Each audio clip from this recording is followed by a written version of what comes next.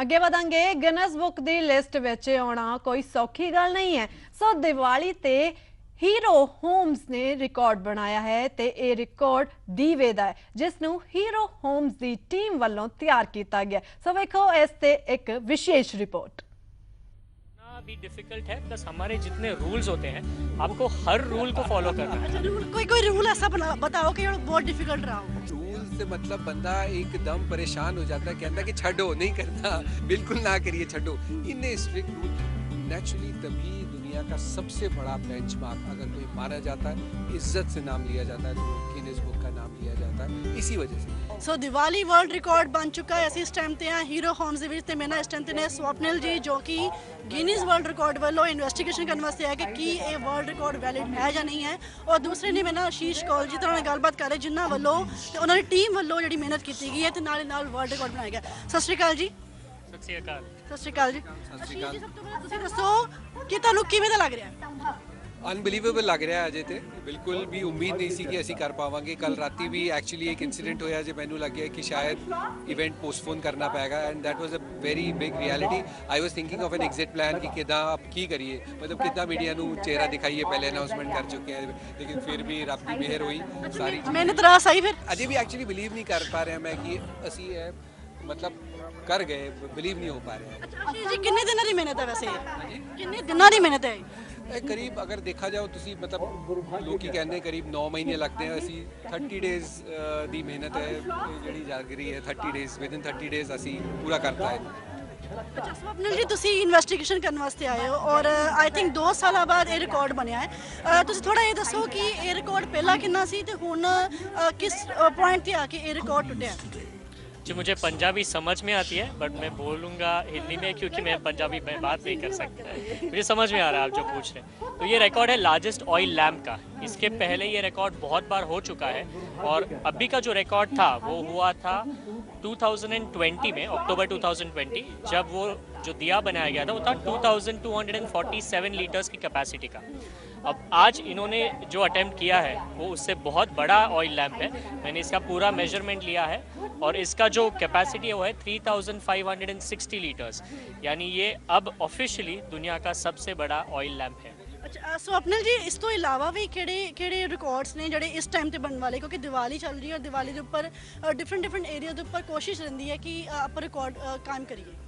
जी हाँ, बहुत सारे रिकॉर्ड्स होते हैं इस दौरान, स्पेशली दिवाली में इंडिया में बहुत सारे रिकॉर्ड्स होते हैं। जैसे कल अयोध्या में रिकॉर्ड होगा सबसे ज़्यादा दिए लगाने का। तो हर साल वहाँ पे होता है, वो जनरली खुद ही का रिकॉर्ड हर साल ब्रेक करते जाते हैं। तो कल पीएमजी भी वहाँ पे होंगे, तो I think it will be a big event. और अयोध्या में दिवाली हर साल बहुत बड़े तरीके से होती है, so that is something that I look forward to as well. Means वो अपना रिकॉर्ड खुद ही तोड़ने वाले हैं फिर से?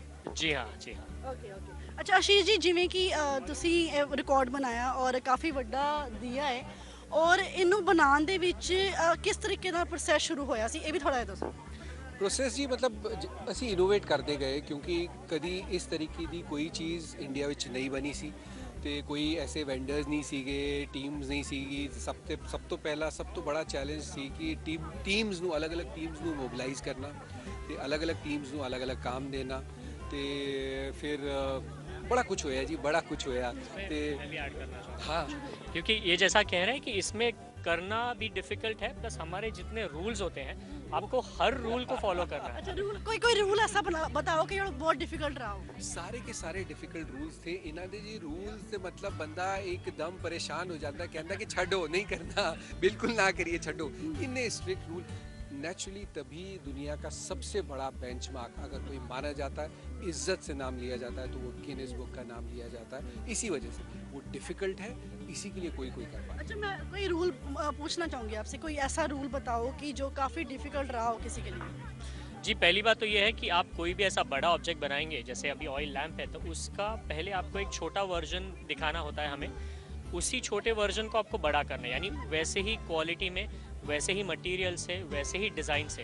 तो हम उसको कंपेयर करते हैं छोटे ऑब्जेक्ट को इस बड़े ऑब्जेक्ट से। मींस की डेमो, यानी एक छोटा ऑब्जेक्ट का आप बड़ा स्केल्ड वर्जन यहाँ पे बनाएंगे, तो वो ऑब्जेक्ट हम चेक करते हैं। फिर ये मैंने चेक किया तो उसका रेशियो मैच होता है। और हीरो रियलिटी के टीम को मैं वापस कॉन्ग्रेचुलेट करना चाहूँगा, क्योंकि इन्होंने इन सब क्राइटेरियाज को फॉलो करते हुए एक बहुत ही अच्छा इवेंट और बहुत ही अच्छा रिकॉर्ड सक्सेसफुली किया है। अच्छा नेक्स्ट टाइम कोई रिकॉर्ड इनकी बात को कॉन्टेक्स्ट में डाल देता हूँ जो ये कहना चाह रहे थे, मतलब it should be commercially viable. बाजार विच ਐਜ਼ਾ ਦਿਆ ਬਿਲਕੁਲ ਮਿਲਣਾ ਚਾਹੀਦਾ ਤੇ ਇਸ ਤਰ੍ਹਾਂ ਦਾ ਹੀ ਕੰਮ ਉਹ ਕਰਨਾ ਚਾਹੀਦਾ ਤੇ ਉਹ ਸਭ ਤੋਂ ਬੜਾ ਚੈਲੰਜ था। प्लस मटेरियल भी सेम होना चाहिए, नहीं कुछ भी बना मींस और शेप भी बिल्कुल सेम होनी शेप भी और मटेरियल भी ਤੇ ਪਰਪਸ और ਦੀਵਾਲੀ ਦੇ ਨਾਲ ਬਿਲਕੁਲ ਮੈਚ ਕਰਦਾ। ਹਾਂਜੀ ਤੇ ਮਾਰਕੀਟ ਵਿੱਚ ਅਵੇਲੇਬਲ ਵੀ ਹੋਣਾ ਚਾਹੀਦਾ।